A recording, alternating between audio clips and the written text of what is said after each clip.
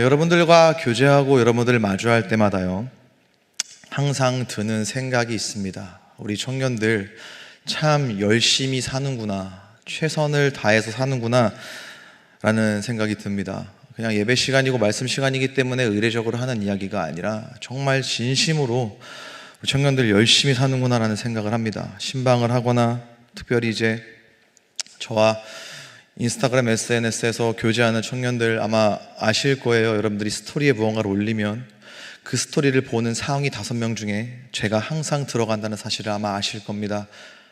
감시 아니고요, 관찰 아니고 관심과 사랑입니다. 여러분들의 스토리를 보면은요, 정말 열심히 그리고 치열하게 사는구나 라는 생각을 하게 됩니다. 아침 일찍 일어납니다. 일어나서 직장에 출근을 하거나 학교에 가죠. 혹은 새벽 일찍부터 밤 늦게까지 취업 준비하시는 분들도 계실 겁니다. 또 시험 기간이 되면은 시험 공부도 하시고, 또 그 와중에 자기 개발도 하고, 밀려오는 업무들도 해내야 되고, 또 사람도 만나고, 그 가운데에서 그리스도의 몸된 교회에 나와서 사역을 하고 봉사하고 헌신합니다. 그런 여러분들의 청년의 때를 이렇게 보면은요, 자연스럽게 저의 청년의 때와 이렇게 비교를 하게 됩니다. 비교적 이른 나이에 전도사 사역을 시작했기 때문에 계산을 해보니까 군대 2년을 제외하고 3년 조금 안 되는 시간을 청년의 때로 제가 보냈더라고요. 그 청년의 때와 여러분들의 때를 이렇게 비교해 보면은 저는 별로 그렇게 성실하지 않았습니다. 좀 더 자자, 좀 더 눕자 했던 대한민국의 가장 철없는 남자 청년이었고요. 교회에서도 마찬가지였던 것 같습니다.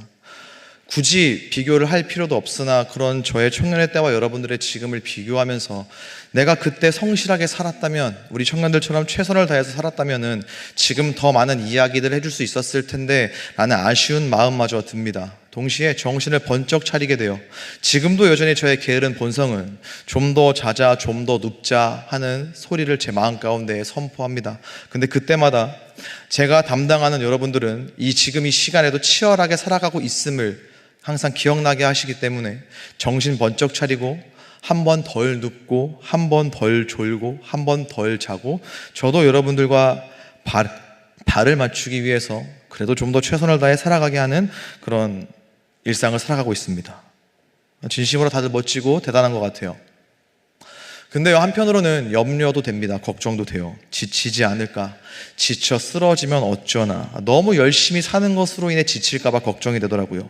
게을러서 나태해서 그런 자기 자신의 모습에 대한 어떤 혐오나 한심함으로 말미암아 지치는 것이 아니라 오히려 너무 열심히 살아서 방전되지는 않을까라는 염려되는 마음이 여러분들의 일상을 볼 때마다 들어요.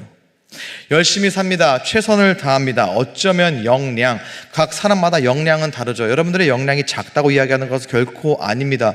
여러분들이 각자 가지고 있는 역량 그 이상의 무엇들을 해내면서 살아가고 있을 거예요.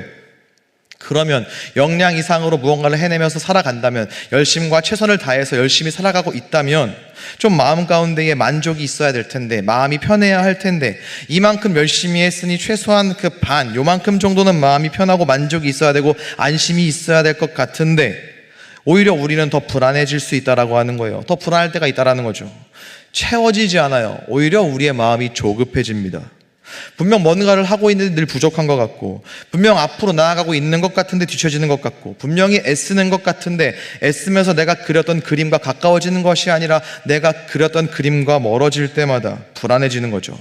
그러다 보니 우리 마음 가운데에는 평안, 천천히, 안정, 이러한 단어들이 아니라 빨리빨리, 결과, 통제, 이러한 단어들로 가득 채워지는 것 같아요. 그리고 이런 단어들은 우리들로 하여금 불안하게 만들고, 쉬지 못하게 만들고, 웃지 못하게 만드는 것 같습니다. 이렇게 정리해봤어요. 열심과 최선의 노력으로 우리는 시작뿐만 아니라 과정과 결과마저도 통제하고 다스리려고 하기 때문이다. 왜 그럴까라고 했을 때 저는 이렇게 정리가 되더라고요. 열심과 최선의 노력으로 우리는 시작뿐만 아니라 과정과 결과마저도 통제하고 다스리려고 하기 때문에. 오늘 말씀이 비슷한 상황 가운데에서 조급하고 분주한 이들에게 작은 위로가 될 수 있기를 소망합니다. 오늘 보면은요, 자라나는 씨의 비유로 알려진 말씀이에요. 예수님의 유명한 가르침이죠. 이 비유는요, 들어가 있는 마가복음 4장 전체와 함께 보아야 합니다. 일단 마가복음 4장은 하나님 나라의 시작과 하나님 나라의 성장, 그러니까 하나님의 나라가 어떻게 시작되고 어떻게 자라나는가를 예수님께서 비유를 통해 가르쳐 주시는 그러한 말씀이에요. 큰 주제가 하나님의 나라입니다. 26절 말씀을 보면은요, 또 이르시되 하나님의 나라는 사람이 씨를 땅에 뿌림과 같으니 라고 기록을 하고 있어요. 4장 전체에서 보자고 했습니다. 마가복음 4장 1절부터 9절에는요 4가지 땅에 떨어진 씨의 비유가 있습니다. 큰 얕은 돌밭, 가시떨기, 그리고 좋은 땅, 거기에 씨가 떨어지는 이야기 너무나 많이 들어가지고 우리가 잘 알고 있는 성경의 이야기입니다. 그리고 이 비유에 대해서 예수님께서 바로 그 다음에 설명해 주시는 말씀이 기록되어 있어요. 씨는 말씀이고 그 말씀이 뿌려지는 땅은 그 말씀을 듣는 사람들의 마음이라고 예수님께서 설명을 해 주십니다. 그러니까 4가지 땅에 떨어진 씨의 비유는 뿌려진 땅, 그러니까 말씀을 듣는 사람들의 마음 상태와 반응에 초점을 맞추고 있는 비유예요. 그리고 하나님의 나라를 이야기하시는 예수님의 흐름상 오늘 본문은 씨가 뿌려진 다음에 자라게 하신 하나님, 그 씨를 성장시키신 하나님, 은밀하지만 보이지 않는 것 같지만 자라지 않는 것 같지만 은밀하게 반드시 그러나 주권적으로 그 씨를 자라게 하시는 하나님의 초점을 두고 있는 예수님의 비유이고 말씀입니다. 그러면 어렵지 않게 오늘 말씀을 생각을 해볼 수가 있어요. 그림을 그려볼 수가 있습니다. 하나님의 나라는 사람이 씨를 땅에 뿌림과 같아요. 씨를 땅에 뿌리는 것은 시작이죠. 즉 말씀을 증거하고 선포하는 것, 하나님을 아직 모르고 예수님을 알지 못하는 사람들에게 말씀과 삶으로 복음을 보여주고 선포하는 것, 증거하는 것, 그것이 씨를 뿌리는 것이고 하나님 나라의 시작이라고 하는 겁니다. 씨를 뿌릴 때 그 씨 자체는 굉장히 작죠. 오늘 말씀 이후에 겨자씨 비유가 또 등장을 합니다. 겨자씨는 씨 중에서 제일 작은 씨였어요. 그래서 1세기 유대인들에게 겨자씨는 그들의 사회 문화 가운데에서 모든 씨앗 중에 가장 작은 것이었기 때문에 어떠한 지극히 작고 보잘것없는 것을 표현하는 어떤 관용적인 표현이었다라고 합니다. 그러니까 이렇게 이야기해 볼 수가 있겠죠.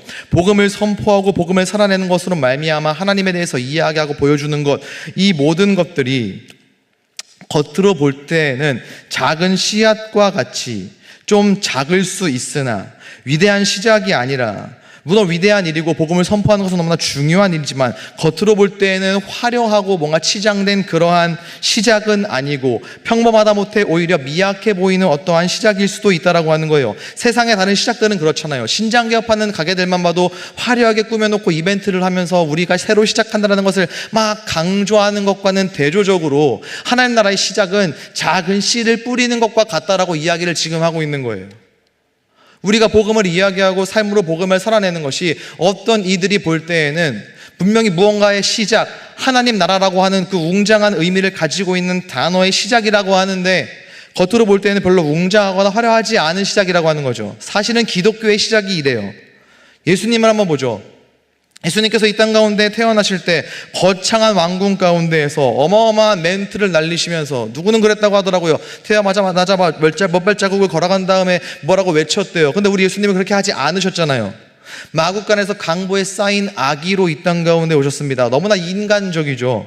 화려하거나 고급지지 않아요. 그리고 공생의 시절에 함께 다녔던 그 예수님의 제자들의 면면도 한번 볼게요. 화려한 사람들, 화려한 스펙의 사람들이었습니까? 아니요. 갈릴리에서 고기 잡던 평범한 사람들, 혹은 배신자 취급받던 세리였습니다. 그들을 데리고, 그런 사람들을 데리고 예수님께서는 하나님의 나라를 시작하셨다라고 하는 거예요. 그러니까 세상의 기준으로 보면은 이러한 하나님 나라의 시작은요 지극히 평범합니다. 아니요, 평범하다 못해 초라하고 그래서 무시당하고 조롱당하기 쉬운 시작이에요. 이 씨가 과연 자랄까? 이렇게 보잘것없어 보이는 작은 씨가 열매는커녕 온전히 제대로 자랄 수나 있을까라는 염려가 들 수 있는 그런 시작이라고 하는 거예요. 어떠한 결실을 기대할 수나 있을까 걱정과 염려가 드는 시작이라고 하는 겁니다. 예수님께서는 27절 말씀을 통해서 이렇게 설명을 해주세요. 그가 밤낮 자고 깨고 하는 중에 씨가 나서 자라되 어떻게 그리 되는지를 알지 못하느니라. 씨가 나서 자란대요. 그 보잘것없어 보였던 그 씨가 나서 자란다고 하십니다. 선포된 복음, 하나님에 대한 이야기, 삶으로 복음을 우리가 살아내는 것, 그게 보잘것없어 보여도 과연 이게 저들의 마음 가운데 심겨질까? 내가 복음을 살아내는 것으로 말미암아 저 사람의 생각과 마음 가운데 복음이 전달될 수 있을까? 라고 우리가 염려하면서 그렇게 살아가고 복음의 씨앗을 뿌릴 때 그 씨가 심겨진다라고 하는 거예요. 그리고 분명히 자란다라고 하는 거죠. 그런데 어떻게 그리 되는지 알지 못하느니라. 뿌린 사람이 알지 못하는 사이에 그러나 그럼에도 분명히 자란다라고 하는 거예요. 그러니까 복음이라고 하는 씨를 뿌린 이후에 그 복음에 대한 열매는 사람의 몫이 아니라는 거죠. 28절은 그래서 이렇게 설명합니다. 땅이 스스로 열매를 맺되 처음에는 싹이요 다음에는 이삭이요 그 다음에는 이삭의 충실한 곡식이라. 자, 땅이 스스로 열매를 맺는다고 합니다. 이 말은 하나님 없이 자연이 그냥 자연스럽게 돌아간다는 이야기가 아니에요. 하나님의 나라는요, 사람의 방식이나 사람의 능력이나 사람의 시간 안에서 흘러가거나 진행되는 나라가 아니라 철저하게 하나님의 방식으로 하나님의 시간 안에서 조금 더딘 것 같아도, 조금 느린 것 같아도, 심지어 아예 멈춰 있는 것 같아서 보이지 않는다 하더라도 분명히 점진적으로 그리고 필연적으로 확장되고 이루어져 간다라는 뜻입니다. 점진적으로 그리고 필연적으로. 그래서 28절 말씀에 처음에는 싹, 다음에는 이삭, 이삭의 충실한 곡식이라고 그 과정을 예수님께서 설명하고 계시는 거예요. 분명한 과정이 있다라고 하는 겁니다. 그리고 이 과정은 사람의 몫이 아니라 하나님의 몫이라고 하는 거죠. 그래서 결국 열매 맺게 하시는 분, 그리고 분명한 하나님의 때가 있음을 29절 말씀을 통해서 설명해 주시는 거예요. 열매가 익으면 곧 낫을 되나니 이는 추수 때가 이르렀음이라. 추수할 때에 대해서 분명히 말씀하시는 거죠. 과연 그때가 언제쯤 있을까라고 하는 것이 아니라 언젠가 그 추수할 때가 분명히 있다라고 예수님께서 알려주시는 거예요. 그러니까 우리는 복음이라고 하는 씨를 뿌리죠. 말씀을 선포합니다. 말씀을 증거해요. 삶으로 우리로 말미암아 예수 그리스도를 믿는 믿음으로 구원에 이르게 한 그 복음을 삶으로 살아내는 것으로 말미암아 입술로, 삶으로, 모습으로 그 복음을 선포합니다. 그렇게 씨를 뿌리는 거예요.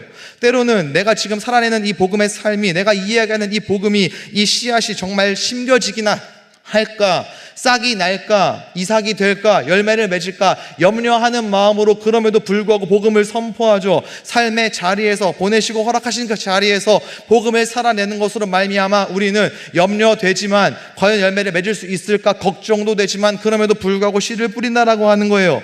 그러면은 자라게 하시는 하나님께서 우리가 봤을 때에는 굉장히 더딘 것 같고 그래서 멈춘 것 같지만 우리가 인식하지 못하는 사이에 그 복음의 씨앗이 그 사람의 마음 가운데에 이미 심겼고 그 씨가 싹이 되고 싹이 이삭으로, 이삭이 곡식에 충성하는 열매로 자라게 한다는 것, 하나님께서 결국 자라게 하셔서 결국에는 하나님의 때에 열매를 맺게 하신다. 그렇게 이 땅 가운데에 하나님의 나라를 이루신다. 그러니 우리는 자라게 하시는 하나님, 가장 좋은 하나님의 때를 믿으며 이 복음의 씨앗을 삶으로, 입술로, 말로 뿌리면 된다라고 정리할 수 있습니다. 먼저는요, 이와 같은 믿음과 이와 같은 은혜와 이와 같은 하나님의 일하심이 여러분들의 삶의 자리 가운데 가득 넘쳐나기를 축복합니다.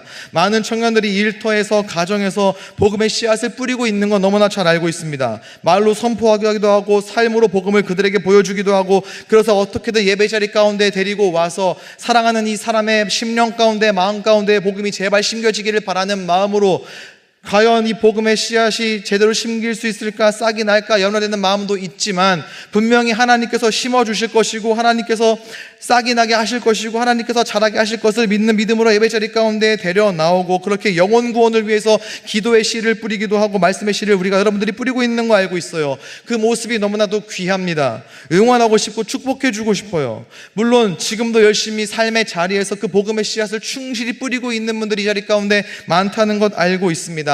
그러나 그 가운데에는요, 아직 싹이 난 것 같지 않고 그래서 열매, 어떤 곡식은커녕 이삭까지도 못 갈 것 같아 보이는 때에 있는 분들도 있을 수 있을 것 같아요. 진짜 이 사람 복음을 받아들일 수 있을까? 사랑하는 나의 가족이, 사랑하는 나의 짝꿍이, 사랑하는 내 직장 동료가, 사랑하는 내 친구가 내가 이렇게 복음의 씨앗을 뿌리고 있는데 이 사람의 심령 가운데에 복음의 싹이 과연 날까? 아무리 봐도 지금 봐도 도저히 싹이 나는 것 같지 않은데, 싹이 앞으로 날 것 같지 않은데 이러한 때에 이러한 상황 가운데 있는 분들도 있을 수 있을 것 같아요. 그런데 말씀은 분명히 이야기하고 있습니다. 자라게 하는 건 우리 몫이 아니라고요. 우리는 뿌리는 사람들이라고요. 그 이유는 하나님께서 반드시 일하신다라고 오늘 말씀은 이야기하고 있습니다. 여러분들 가정에서, 일터에서 열심히 복음의 씨앗을 뿌렸다면요, 말씀의 씨앗을 뿌렸다면요, 이제는 기다리시면 됩니다. 언제쯤 내가 뿌린 씨앗은 열매를 맺으려냐? 다른 사람이 뿌린 씨앗은 열매를 맺어가지고 같이 교회에 나오고 있는 것 같은데 굳이 비교하면서 부러워할 필요도 없습니다. 염려하거나 조급해하는 대신에 점진적으로 싹이 이삭이 되고 이삭이 곡식이 되는 것처럼 점진적으로, 그러나 반드시 필연적으로 열매를 향해 나아가게 하시는, 열매를 맺게 하시는, 그렇게 언제나 일하고 계시며 열매를 보게 하실 그 하나님께 맡겨드리고 그 하나님의 일하심을 신뢰하는 우리들이 되었으면 좋겠습니다. 하나님께서 반드시 우리의 가정과 일터에 하나님 나라의 하나님의 그 통치가 임하게 하실 줄로 믿습니다. 우리의 가정과 우리의 일터 속에 복음의 열매를 맺게 하실 줄로 믿습니다. 우리의 가정과 우리의 일터를 하나님 나라의 그 은혜와 하나님의 다스림이 여실히 드러나는 자리로 하나님께서 만들어 주실 줄로 저는 분명히 믿습니다. 여러분들의 가정과 여러분들의 일터가 반드시 그렇게 될 줄로 믿어요. 이러고 말씀을 끝내면 되게 좋을 텐데 한 가지 의심이 듭니다. 그럼 여기까지 이야기한 내용들이 앞서 제가 여러분들에게 이야기했던 열심과 최선의 노력으로 우리는 시작뿐만 아니라 과정과 결과마저도 통제하고 다스리려 하기에 찾아오는 조급함, 이런 것과 도대체 이게 무슨 관계가 있을까라는 생각이 드실 거예요. 오늘 말씀에서 예수님이 이야기하시는 이 하나님 나라라고 하는 걸 한번 살펴보겠습니다. 일단 우리는요, 하나님 나라 하면은요, 이런 이미지를 떠올리죠. 나중에 우리가 갈 곳, 믿는 사람들에게 보장된 곳, 그리고 우리가 뿌리는 말씀과 복음을 통해 그 말씀을 받아들여서 싹이 나고 이삭이 되고 열매가 되는 그러한 사람들이 많아지는 것이라고 보통 일반적으로 생각을 합니다. 맞아요. 틀리지 않습니다. 근데 이게 전부는 아니에요. 성경이 이야기하는 하나님 나라는요, 어떤 그런 정치 체제나 물리적인 공간, 단순히 사람이 많아지는 것만을 이야기하는 것이 아니라 하나님 나라라고 하는 것은 오늘 지금 우리의 삶 가운데에 하나님의 통치, 하나님의 다스림이 작동하는 우리의 현실이 하나님의 나라예요. 내 삶의 주권이 나에게 있는 게 아니라 하나님께 있음을 인정하면서 살아가는 것. 우주를 창조하시고 생명을 주관하시는 하나님, 그 우주와 생명을 주관이라고 하는 이 어마어마한 수식어와 나의 일상, 나의 하루를 비교해보면 터무니없이 보잘것없는 나의 삶이라 할지라도 이 나의 삶의 주인이 내가 아니라 하나님임을 인정하며 그렇게 살아가는 것, 주인 되시는 하나님을 인정하면서 그 하나님께 주권을 내어드리고 살아가는 것, 하나님의 다스림과 통치를 받으면서 살아가는 것, 어떤 추상적인 개념이 아니라 지금 내 삶에서, 내 일상에서, 내 하루에서 시작되면서 자라나면서 드러나고 증거되는 하나님의 다스림, 하나님의 통치가 하나님의 나라예요. 그렇다면은 이 하나님 나라의 관점에서 오늘 말씀을 한 절 한 절 보면은요, 우리는 이 말씀을 새롭게 바라볼 수가 있어요. 우리의 삶을 새롭게 바라볼 수 있고 이 삶을 살아가는 우리 자신을 먼저 새롭게 바라볼 수 있습니다. 지금부터는 한 절 한 절 같이 읽어보면 좋겠는데요. 자, 26절 말씀 한번 같이 읽어보면 좋겠습니다. 함께 읽겠습니다. 시작.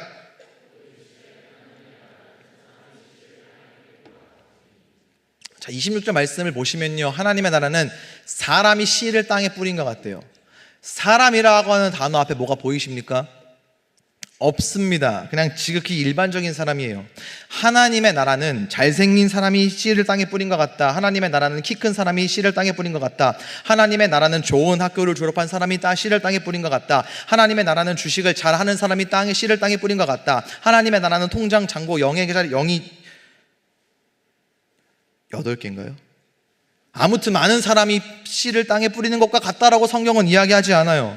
어떤 특별한 능력을 갖춘 사람으로 묘사하지 않습니다. 그냥 지극히 평범한 사람이에요. 그러니까 지금 당장 특별해 보이지 않는 나, 무엇인가 제대로 그럴듯한 것을 갖추지 않고 있는 나라는 존재로도 굳이 비교할 필요 없으나 우리의 죄된 본성은 다른 사람과 우리 자신을 끊임없이 비교하게 만드는데, 다른 사람과 비교했을 때, 세상과 비교했을 때 화려한 뒷배가 있는 것도 아니고 배경이 빵빵한 것도 아니지만 그럼에도 불구하고 그러한 나의 모습과 나의 형편이라 할지라도 하나님께서는 그런 나를 통해서 하나님의 나라를 시작하신다라고 하니까 이 삶을 살아가는 우리 자신을 먼저 새롭게 바라볼 수 있지 않겠냐고요.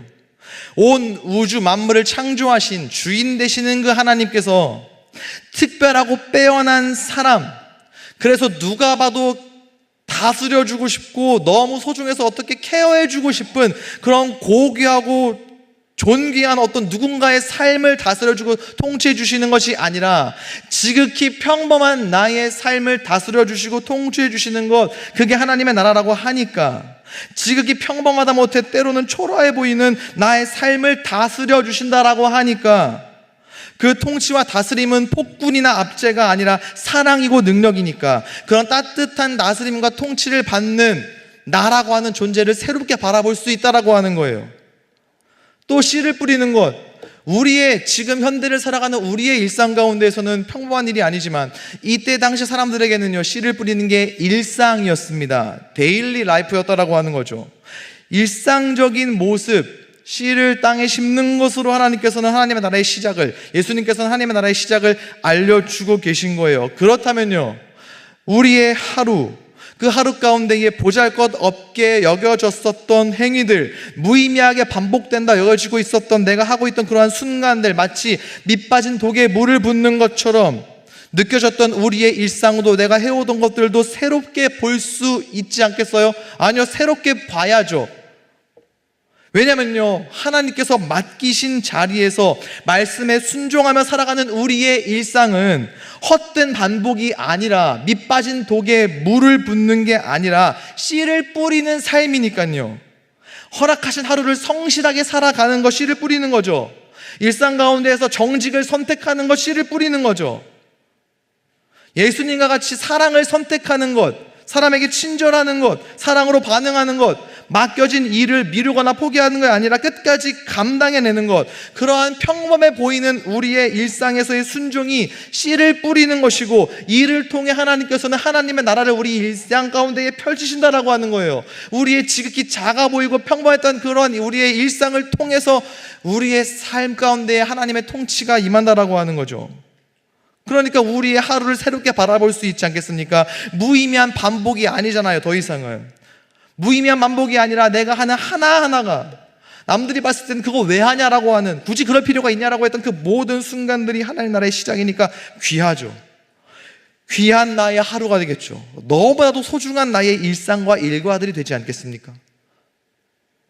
평범해 보이는 일상에서의 순종으로 내 삶에 하나님의 다스림이 시작되었다면, 그 다음은 27절 말씀이에요. 이것도 한번 같이 읽어보면 좋겠습니다. 자, 시작.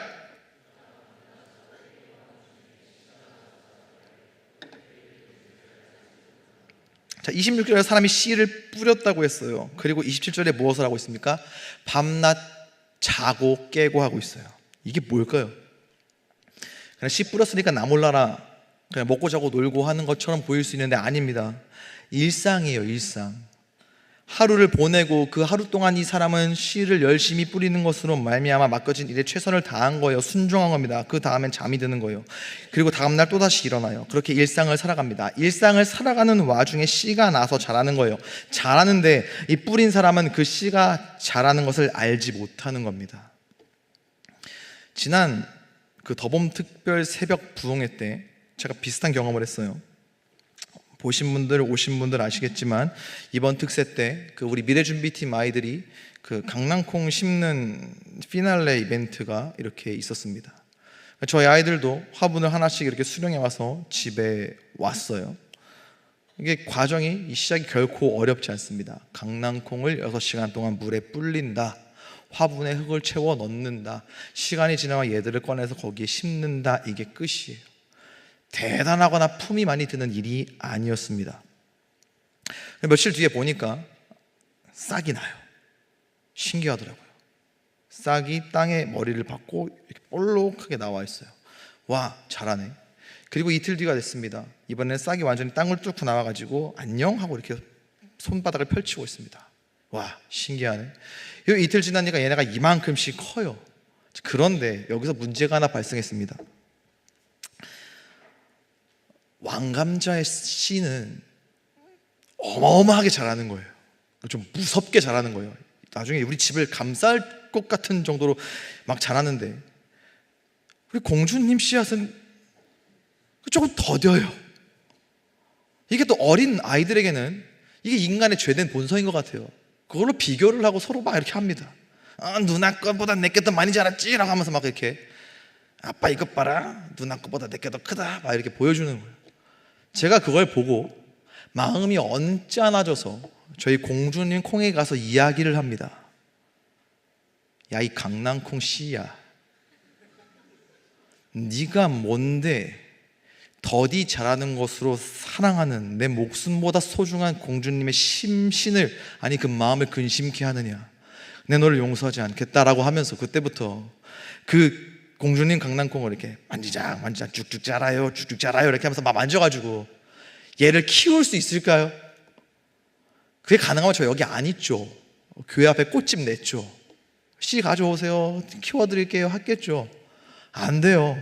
그거 이렇게 한다고 그게 잘하는 게 아닙니다. 여러분, 제가 왜 굳이 이런 수준 낮은 이야기를 여러분들 앞에서 감히 이야기하는 게 왜 그럴까요?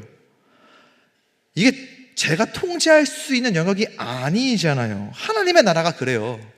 일상에서의 작은 순종으로 말미암아 하나님께서는 우리 삶 가운데에 하나님의 나라를 시작하게 하셨죠. 우리가 시작한 게 아니라 일상에서 우리가 하나님 앞에 올려드리는 작은 순종으로 말미암아 하나님께서 그분의 나라를 우리 일상 가운데 시작하게 하셨어요. 하지만 하나님의 나라는요, 우리의 통제 아래에 있는 건 아니에요. 그러니까 내 삶에 나의 순종으로 말미암아 하나님의 통치와 다스림이 시작되었다면은 이제는 믿고 맡기자는 거죠. 믿고 맡겨야 된다는 거예요. 이 믿고 맡긴다는 게 근데 또 잘못 생각하면은 내 일상이 하나님의 나라가 되니까 나는 아무것도 안 해도 되겠네, 아무런 책임도 없이 그냥 내 원하는 대로 해도 하나님께서 알아서 잘 키워주시겠네, 우량주 마냥 묵혀두면 되겠네 이렇게 생각하면 절대로 안 됩니다. 오히려 책임의 경계를 명확하게 하는 거예요. 예수님께서는요, 하나님의 나라가 사람이 씨를 뿌리는 거라고 했어요. 사람의 역할은 씨를 뿌리는 거예요. 즉 일상에서 맡기신 자리에서 보내신 자리에서 순종하면서 살아가는 것, 순종하며 일상을 열심히 살아내는 것까지가 우리의 몫인 거예요.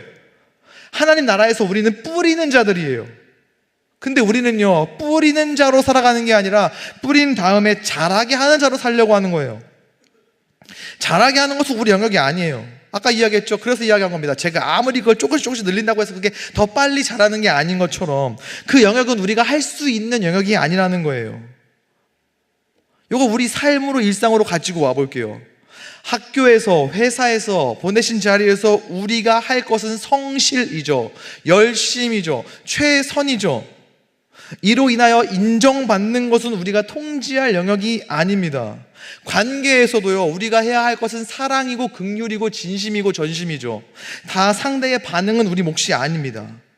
우리에게 맡기신 영역에서, 우리를 보내신 자리에서 최선을 다하는 것으로 시작된 하나님의 통치와 하나님의 다스림, 그 가운데에서 우리는 전혀 무의미하지 않은 유의미한 하루하루 시간 속에서 최선을 다하면서 그 이후의 과정과 결과는 하나님께 믿고 맡겨야 된다는 거예요. 근데 우리는 그걸 못해요. 왜요? 불안하니까요. 아무것도 없을까봐, 뿌렸는데 당장 뭐가 없는 것 같으니까. 말씀의 표현으로는요, 뿌렸는데 씨가 안 자랄 것 같은 염려, 지금 당장 뭐가 뽕 하고 나와야 될 것 같은데 안 나오니까, 남들은 뭔가 보이는 것 같은데, 남들이 뿌린 씨에서는 막 싹이 여러 개 나는 것 같은데 내가 뿌린 씨에서는 도무지 싹이 나오지 않을 것 같아 보이니까 더디 가는 것 같고 더디 가다 못해 안 가는 것 같으니까, 그래서 우리의 영역이 아닌 자라게 하는 것마저 우리의 손으로 꽉 쥐려고 하는 거예요. 우리의 영역이 아닌 걸 쥐려고 하니까 지치죠, 조급해지죠. 예수님께서는 이어지는 말씀으로 이에 대해서 다음과 같이 알려주십니다. 28절 29절 말씀 이어서 다 같이 한번 읽어보면 좋겠습니다. 함께 읽겠습니다. 시작.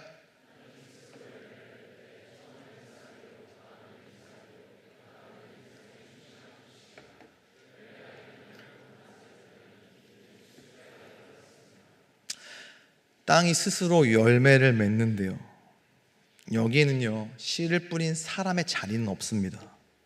씨의 성장이 씨를 뿌린 사람이 억지로 만들어내는 결과, 통제 가능한 영역이 아니니까요. 그러면서 예수님께서는 씨가 자라나는 과정을 말씀해 주셨죠. 싹, 이삭, 충실한 곡씨. 이게 뭐예요? 하나님의 나라는요, 우리에게 그냥 이렇게 떡 하고 주어지는 완성품이 아니라는 거예요. 과정이 있다라는 거예요. 하나님의 시간이 있다라는 거죠. 점진적으로 자라가고 자라나는 과정이 있는 거예요. 자라가요. 어디를 향해서요? 열매를 향해서요. 그래서 열매를 맺되, 분명히 열매가 있는데, 그런데 싹, 이삭, 충실한 곡식이라는 과정을 거쳐서 맺는다고 말씀하시는 거예요. 동시에 이것은 약속이에요. 반드시 그렇게 된다는 약속. 언제쯤에나 볼 수 있을까? 그 언제가 과연 있기나 한 걸까라는 우리의 의심 가득한 마음을 향해 언젠가 반드시 열매가 있을 거야, 언젠가인 그때가 분명히 있다라고 주님께서 약속해 주시는 거예요. 하나님의 나라니까요. 하나님의 통치, 하나님의 다스림. 그 다스림은 우리에게 아들을 주시는 다스림이고, 아들을 주시는 통치이고, 구하는 것이 아니라 좋은 것으로 주시는 하나님의 다스림이니까요. 근데 우리가 못 맡기는 거예요. 못 기다리는 거예요. 그래서 많이 이야기하는 거 뭐예요? 언제쯤 주실래요? 언제쯤 끝내주실래요? 언제쯤 해결해 주실래요? 언제쯤 이게 나에게 넘어가나요? 언제쯤 나는 될까요? 근데 오늘 말씀은 분명히 이야기하고 있습니다. 언제든지 하나님의 질서 아래, 하나님의 시간 안에 열매가 반드시 있다고, 더디 가는 것 같아도 안 가는 것 같아도 그 열매를 향해 분명히 자라가고 있음을 주님께서는 말씀해 주시는 거예요. 그러니 우리는 기다리면 된다라고 알려주시는 겁니다. 맡기면 된다고요. 안 가는 것 같아도, 못 가는 것 같아도, 아무리 느리게 가는 것 같아도 분명히 자라가고 있으며 추수의 때가 있다. 그게 하나님의 나라, 하나님의 통치와 다스림이 임하는 하나님의 백성의 삶의 방식이라고 말씀해 주시는 거예요. 여기서 하나 더 확인했으면 좋겠습니다. 추수할 때가 분명히 있다고 말씀하셨어요. 열매가 있다는 걸 이야기하신 거죠. 근데 여러분, 이 열매에 대해서 우리가 오해하면 안 됩니다. 언제쯤 나는 돈 좀 많이 벌어보나, 언제쯤 나는 성공해보나. 제가 이 순간만큼은 지극히 세상적인 것들을 좀 가져와서 이야기할게요. 언제쯤 나는 내 집 마련해보나, 언제쯤 나는 내 차 사보나, 언제쯤 나는 뭘 해보나. 제 이야기가 아닙니다. 세상적인 거 가져온 거예요. 보통 우리는 이렇게 생각을 하다가 열매와 추수의 때가 있다고 하니까, 언젠가 나도 반드시 크게 성공하겠구나. 성경을 보니까 나도 언젠가는 집을 살 수 있겠구나. 나도 언젠가는 차를 살 수 있겠구나. 나도 언젠가는 사장의 자리에, 언젠가는 회장의 자리에, 언젠가는 CEO의 자리에 분명히 올라간다고 성경이 약속해 주시고 있구나. 이렇게 받아들이면 안 돼요. 제가 오늘 말씀 제목을 언제쯤 언젠가라고 했어요. 이걸 언제쯤 나는 세상적으로 성공하려나, 언젠가 반드시 성공하는구나, 그래서 언제쯤 언젠가구나, 이렇게 말도 안 되게 적용하시면 안 됩니다. 그러라고 지은 제목이 아니에요. 물론 우리가 보통 열매라고 하는 단어를 떠올릴 때마다 우리 머릿속에 생각나는 이미지들이 있죠. 성과, 인정, 안정, 성취, 합격, 진급, 연봉, 만남, 결혼, 그 외 기타 등등 열매하면 자연스럽게 떠오르는 것들, 그래서 좀 받고 싶은 것들, 이러한 것들이 무의미하다는 건 아니에요. 저는 사랑하는 우리 청년들의 삶 가운데에 이러한 열매들도 하나님께서 반드시 허락하실 줄로 믿습니다. 저는 개인적으로 여러분들의 삶에 대한 자부심이 있어요. 여러분들은 여러분들의 삶에 대한 자부심이 없다 할지라도 저는 여러분들의 삶에 대한 자부심이 있습니다. 이렇게 열심히 예배하는 하나님의 백성들이라면 청년의 때에 가장 피곤한 주일 이 시간에 예배 자리 가운데 나와서 목이 90도로 꺾이는 위험천만한 순간 가운데서도 하나님을 열심히 예배하는 주의 백성, 주의 청년들의 삶은 결코 망할 수 없다. 이렇게 예배의 자리를 최선을 다해 지키는 청년들이라면 그들의 삶도 구원의 열매로서 성실하게 살 것이 확실하기 때문에 이들의 삶은 절대로 결코 망할 수 없다. 목사인 나는 망할 수 있다 할지언정 망하고 싶다는 건 아니에요. 제 삶은 망가질 수 있다 하더라도 제가 말씀을 전하고 함께 신앙생활하는 여러분들의 삶은 절대로 망할 것 같지 않아요.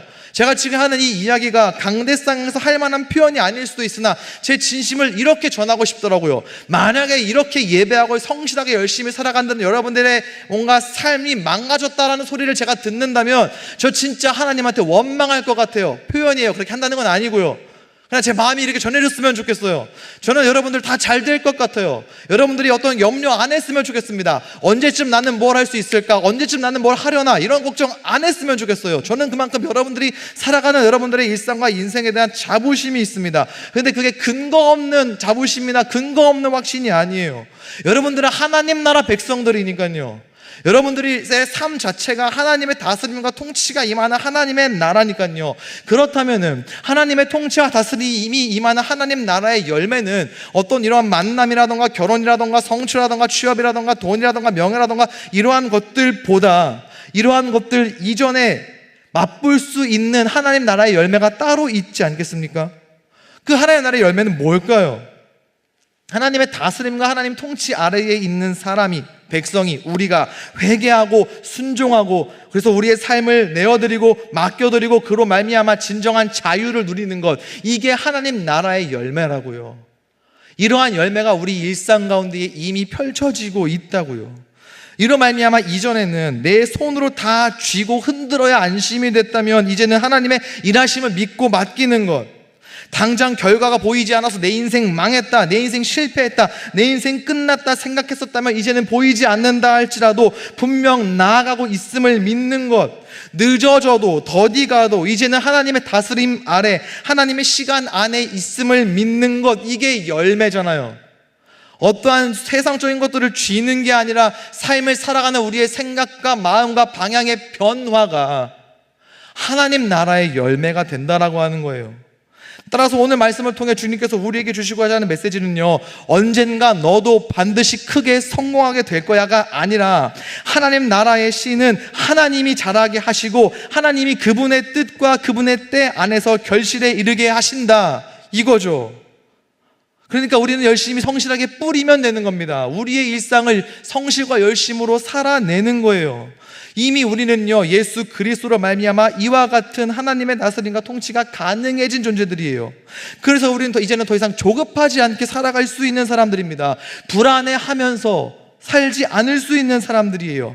열심히 할수록 내가 쥐는 게 없어서 아무리 최선을 다하고 나에게 허락된 역량 그 이상을 해내는데도 여전히 불안하고 여전히 두렵고 여전히 앞날이 보이지 않는 것 같아가지고 전전긍긍하면서 살아가는 것이 아니라, 조급해하면서 살아가는 것이 아니라 불안해하지 않으면서 살 수 있는 사람들이라고요. 언제나 감사와 기쁨으로 열심으로 최선을 할 수 있는 사람들이라고요. 그동안에는 최선을 다할 때마다 소진되는 것 같고 에너지가 없어지는 것 같았다면은 이제는 내 삶이 하나님의 나라이기 때문에 하나님께서 다스려 주시고 통치해 주시기 때문에 더 큰 감사와 기쁨으로 열심을 낼 수 있고 그때마다 하나님께서 힘과 능력을 주신다라는 거예요. 언제쯤 내 삶에는 열매가 있으려나, 언제쯤 내 삶에도 어떠한 빛이 있으려나 하지 않을 수 있죠. 왜요? 하나님의 때에, 가장 좋은 때에, 가장 완벽한 그 언젠가가, 하나님의 때가, 추수할 때가 반드시 있는 게 하나님의 나라, 우리의 일상이고 우리의 삶이니까요. 여러분들 이와 같은 삶의 모습으로, 이와 같은 마음으로 여러분들의 일상과 여러분들의 삶을, 여러분들의 매일매일을 살아갈 수 있기를 간절히 소망합니다. 사랑하는 청년 여러분, 사랑하는 하나님 나라 백성 여러분, 우리의 일상은 결코 무의미한 반복이 아닙니다. 매일 아침이면 여전히 동일하게 일어나서 출근하고 등교하는 것, 그 보내시고 허락하신 자리에서 성실하게 주어진 것들을 해내는 것, 마주하는 이들을 사랑으로 품고 주는 것, 용서하는 것, 무엇을 포기하지 않는 것, 기도의 자리에 나아가고 말씀 앞에 서는 것, 이 모두가 그냥 무의미한 반복이 아니라 아무런 의미도 없는 어떠한 인간의 루틴이 아니라 하나님 말씀에 순종하며 씨를 뿌리는 삶이라는 거예요. 여러분들 그렇게 살아가고 있는 사람들이라고요. 그 다음은 하나님께 다 맡겨드리는 우리가 되었으면 좋겠습니다. 하나님이 잘하게 하실 줄로 믿습니다. 하나님의 때에 결실을 하나님께서 이루게 하실 줄로 믿습니다. 왜요? 하나님이 다스리시는 삶이니까요. 하나님이 통치하시는 삶이니까요. 그래서 안심할 수 있죠. 그래서 평안할 수 있는 겁니다. 조급함이 아니라 염려가 아니라 감사로 우리는 씨를 뿌릴 수 있어요. 왜요? 있을지도 모를 혹시나 운 좋으면 있을지 모를 추수할 때가 아니라 조금 더뎌도 조금 늦어도 안 가는 것 같아도 안 보여도 당장은 보이지 않아도 반드시 이루실 하나님, 분명히 있는 하나님의 때니까요. 내일도 여러분들은 일상의 자리 가운데로 나아갑니다. 아침에 일어나겠죠. 출근하실 거예요. 학교 가실 겁니다. 동일하게 취업 준비도 하실 거예요. 그 삶의 자리에서요, 여러분, 그 일상의 자리에서요, 성실과 열심으로 씨를 뿌리는 우리 몫을 다하면서 살아가는 여러분들 되었으면 좋겠습니다. 그 과정 가운데에서 언제쯤 되려나, 언제쯤 이루어지려나, 언제쯤 받으려나 하는 것이 아니라 성실히 씨를 뿌리면서 가장 좋은 때에 그 언젠가를 예비해 두시고 그 언젠가 거두게 하실 그 하나님의 때를 신뢰하며 내일을 살아가는 여러분들이 되었으면 좋겠습니다. 그렇게 여러분들의 일평생을 살아갔으면 좋겠습니다. 그렇게 하나님 나라 백성 참된 자유함으로 일상과 일생을 살아가는 하나님 나라 백성, 더 사랑의 청년들 될 수 있기를 우리 구주 예수 그리스도의 이름으로 간절히 축원합니다. 우리 이 시간 함께 찬양했으면 좋겠습니다. 아무것도 두려워하지 않았으면 좋겠습니다. 여러분들은요, 예수 그리스도로 말미암아 이미 하나님의 통치와 다스림을 받고 있는 인생들이에요. 그 가운데에서 일상이라고 하는 열심으로 씨를 뿌리는 인생들입니다. 두려워하지 마십시오. 세상의 소리에 귀 기울이면서 흔들리지 마십시오. 하나님이 지켜줄 줄로 믿습니다. 하나님께서 우리 삶의 주관자 되시고 하나님의 때의 열매를 분명히 보게 하실 줄로 믿습니다. 두려워하지 않겠습니다. 두려움 없이 일상 가운데로 나아가 여전히 씨를 뿌리며 하나님의 때를 감사와 기쁨으로 기다리겠습니다. 이 마음으로 함께 찬양 하나님 앞에 올려드리기를 소망합니다. 함께 고백할까요? 아무것도 두려워 말라.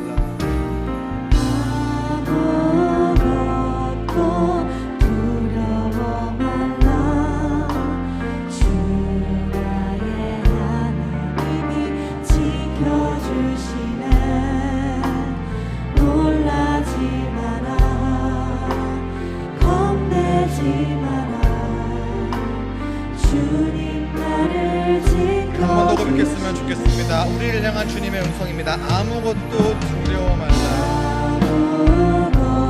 아무것도 두려워 말라. 주 나의 하나님이 지켜주시네. 놀라지 마라. 겁내지 마라. 주님 나를 지켜주시네. 내 맘이 힘에 겨워 지칠지라도 내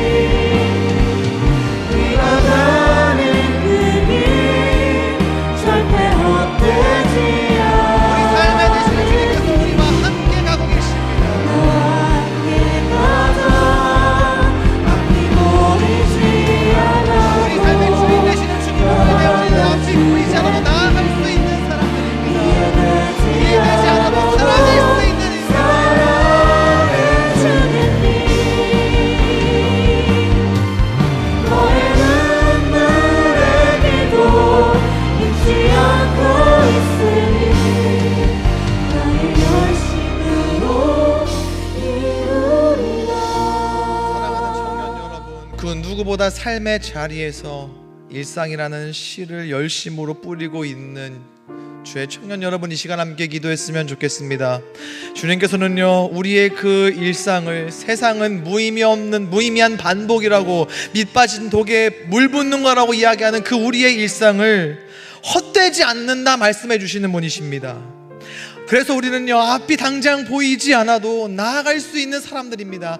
이해되지 않아도 살아낼 수 있는 사람들입니다. 우리가 뿌린 일상이라고 하는 그 성실의 씨앗을 자라게 하시는 분이 우리 주님이시기 때문입니다. 점진적으로 더디지만 분명하게 그 열매를 향해서 나아가는 삶이 하나님의 다스림과 통치를 받는 우리의 삶이기 때문에 우리는 내일도 열심으로 살아갈 수 있는 인생들인 줄로 믿습니다.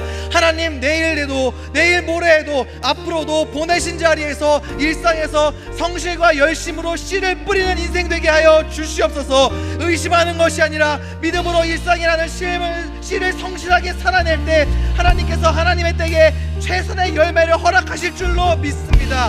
그 열매 가득한 하나님 나라의 백성 인생 되게 하여 주시옵소서. 그러한 삶을 살아가게 하여 주시옵소서. 함께 기도하시겠습니다.